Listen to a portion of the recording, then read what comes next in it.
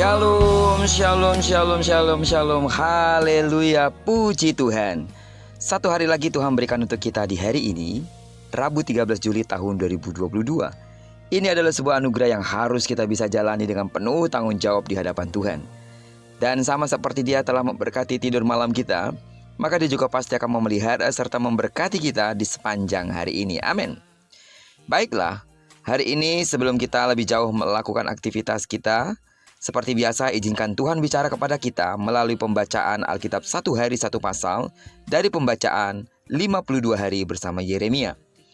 Dan hari ini kita telah memasuki hari yang ke-9, maka kita akan membaca kitab Yeremia pasal yang ke-9, ayat pertama sampai dengan ayat yang ke-26. Judul renungan kita pagi hari ini, Bermegah Karena Tuhan.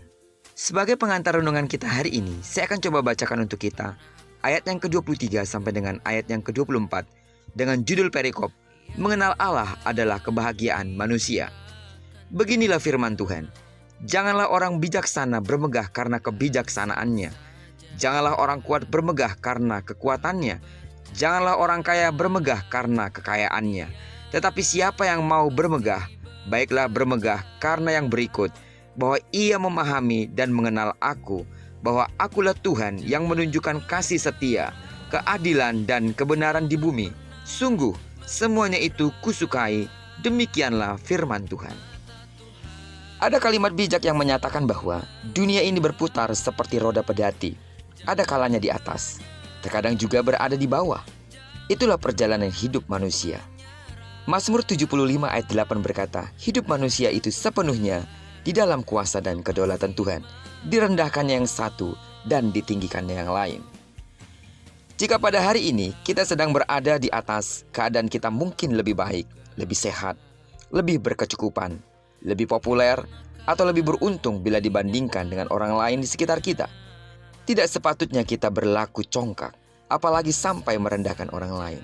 Ingatlah selalu bahwa semua yang ada di dunia ini tidaklah kekal alias sementara. Kita tidak tahu apa yang akan terjadi besok. Firman Tuhan mengingatkan, janganlah memuji diri karena esok hari, karena engkau tidak tahu apa yang akan terjadi hari itu. Orang lain yang hari ini kita pandang lebih rendah dan kurang beruntung, bisa saja di kemudian hari menjadi orang yang lebih berhasil, lebih kaya, lebih mujur, atau bahkan lebih terkenal. Tidak ada perkara yang mustahil. Bukankah masalah sakit penyakit, krisis, bahaya, musibah, atau bencana bisa datang kapan saja dan tanpa pernah diduga sebelumnya? Fakta membuktikan ada orang yang dulunya kaya raya, namun akhirnya harus menghabiskan hari-harinya di balik jeruji besi.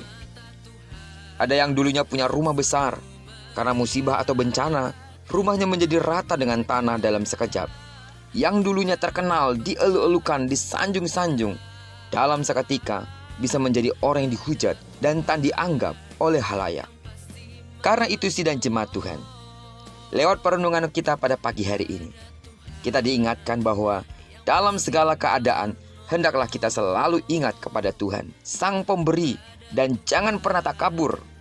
Karena proses ujian dalam hidup seseorang bisa saja melalui kesuksesan atau kekayaan, dan juga kegagalan atau kekurangan. Karena itu bermegahlah karena Tuhan, bukan karena apa yang ada di dunia ini. Ayub berkata, dengan telanjang aku keluar dari kandungan ibuku, dengan telanjang juga aku akan kembali ke dalamnya. Tuhan yang memberi, Tuhan yang mengambil. Terpujilah nama Tuhan. Sidang jemaat Tuhan, bermegahlah hanya oleh karena Tuhan, bukan karena apa yang ada pada kita. Dan kalaupun kita bermegah karena apa yang kita punya, tidak lain yang kita punya itu adalah Tuhan, pencipta langit dan bumi, yang mengatur musim dan masa, dan yang memberikan kita nyawa kehidupan di hari ini. Terpujilah nama Tuhan. Diberkatilah kita sepanjang hari ini, digenapi firman-Nya yang telah berjanji, bahwa apa yang dikerjakan tangan kanan dan tangan kiri kita dibuat yang berhasil. Kemanapun kaki kanan dan kaki kiri kita melangkah, karena kita menyerahkan diri kita sepenuhnya ke dalam tangan Tuhan. Maka percayalah, sepanjang hari ini Tuhan akan menyertai dan memberkati hidup kita. Tidak jemu-jemunya terus aku berdoa untuk seluruh sidang jemaat Tuhan. Kiranya kasih karunia dan kemurahan Tuhan melimpahi hidupmu. Bagi saudara yang sakit secara fisik, dalam nama Yesus, sembuhlah sesuai dengan takaran imanmu.